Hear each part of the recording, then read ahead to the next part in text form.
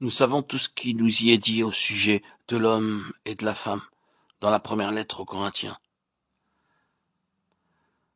et tout ce qui concerne leur place respective dans l'Église. Si cette relation céleste pour l'accroissement de Christ est établie, elle produira un enrichissement immense, et non pas un appauvrissement.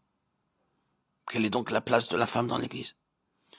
Elle doit exprimer ce côté du caractère de Christ qui est toujours le côté gracieux, sympathique, le côté de l'aide. Pensons-nous que la femme doit être supprimée? Je ne le pense pas. Je ne pense pas que la parole de Dieu enseigne cela.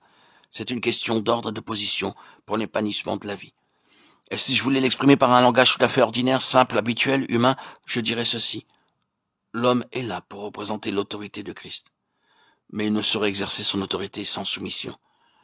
Sinon, qu'arrive-t-il? Il devient un maître dans la maison de Dieu. Il fait ce dont parle l'apôtre. Il domine sur l'héritage de Dieu. 1 Pierre 5:3. Il a besoin que la femme qui représente la soumission vienne lui dire non, mon ami, agis doucement, ne fais pas de mal, ne nuis pas aux intérêts du Seigneur par cet esprit d'intolérance, par ce ton officiel. Souviens-toi que tu as besoin, toi aussi, d'être supporté par le Seigneur. Voyons-nous le principe de la soumission à l'œuvre? Les deux ne peuvent pas être séparés. Le Seigneur a besoin de tous les deux. Et je crois que le Seigneur a exprimé cette relation dans l'Église par son gain et non pour sa perte. Il avait tout à gagner, pour son enrichissement et non son appauvrissement. Cela pour que soit toujours maintenu selon ce principe de la soumission de Christ, cette tendresse, cette douceur, cet égard pour les susceptibilités qui enlèvent au gouvernement toute raideur. Il faut que nous gouvernions, que nous exercions l'autorité, si nous y sommes appelés comme des hommes qui se souviennent toujours du besoin immense qu'ils ont eux-mêmes de la grâce de Dieu. Frère, si un homme vient être surpris en quelque faute, vous qui avez l'esprit, redressez-le dans un esprit de douceur. Et prends garde à toi-même de peur que toi aussi tu ne sois tenté. Galates 6:1. Ne pouvons-nous pas entendre la voix d'une femme dans ces paroles? C'est un aspect de Christ qui est nécessaire au gouvernement. Nous ne pouvons que faire allusion à tout ce que cela signifie. Ce que j'ai tout le temps au fond de ma pensée, c'est que tout ce qui concerne la maison de Dieu, les relations et toutes les autres choses, tout doit servir à l'accroissement de Christ.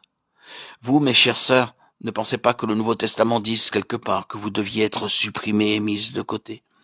Vous avez un ministère très essentiel, car vous représentez dans la maison de Dieu ce qui doit contribuer à l'accroissement de Christ.